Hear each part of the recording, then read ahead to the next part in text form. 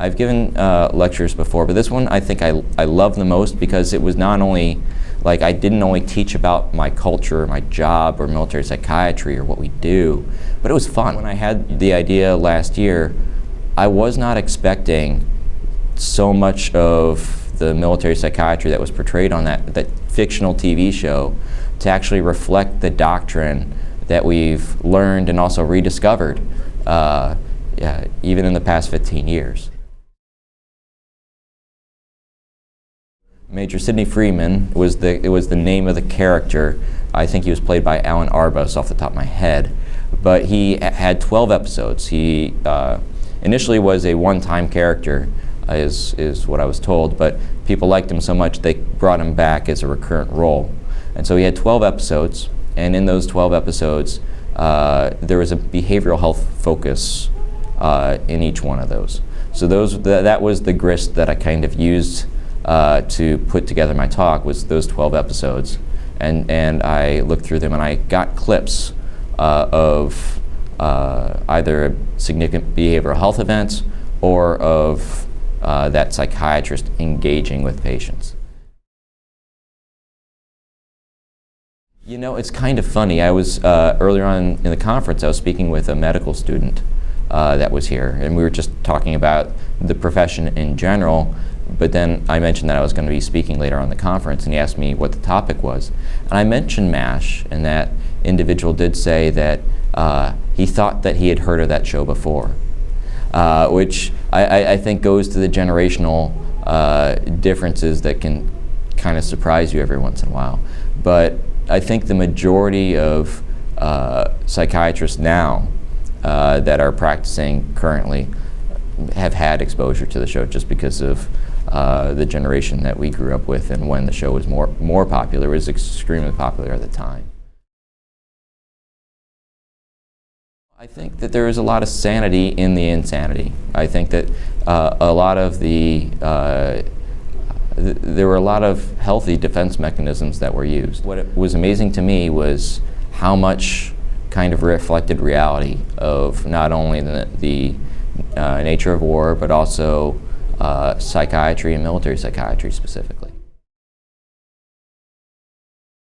There were lots of things. The one thing is battlefield circulation. So in the show, and this reflects what we actually do in real life, the character can't just sit in one place and wait for soldiers or patients to come to them. They need to go to where the soldiers are, so you need to circulate the battlefield.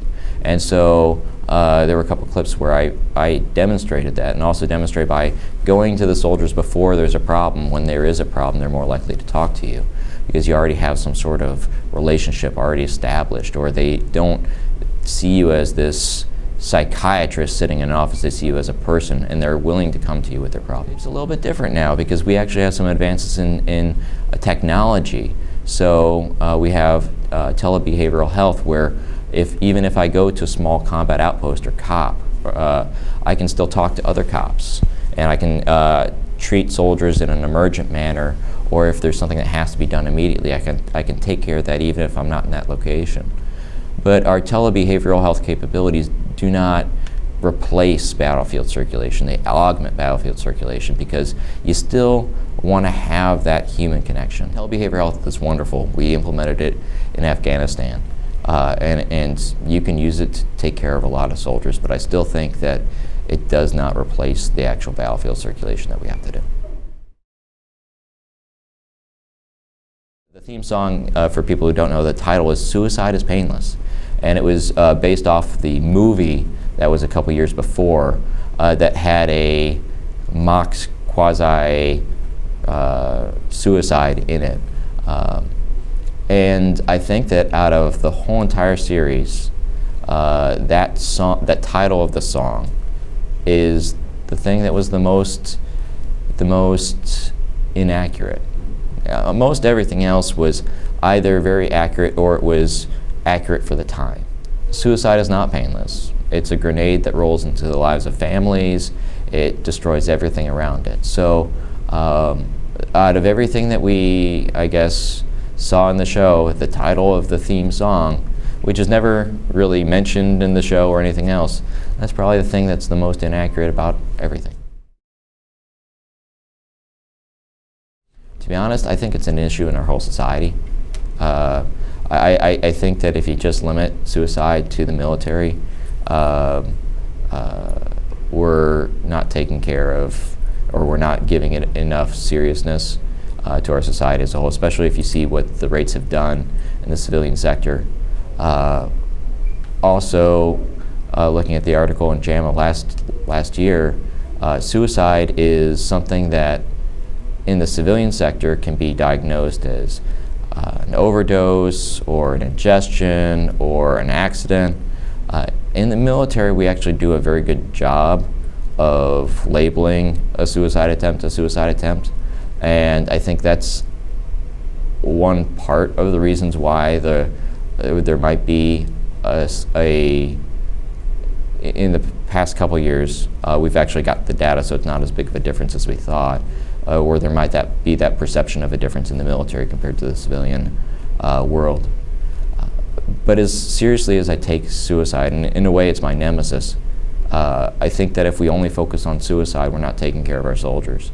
So if you think about everything with behavioral health or mental health, the impact that it has on families, on jobs, on just marriages, if we need to focus on overall wellness and mental health wellness instead of just not killing yourself.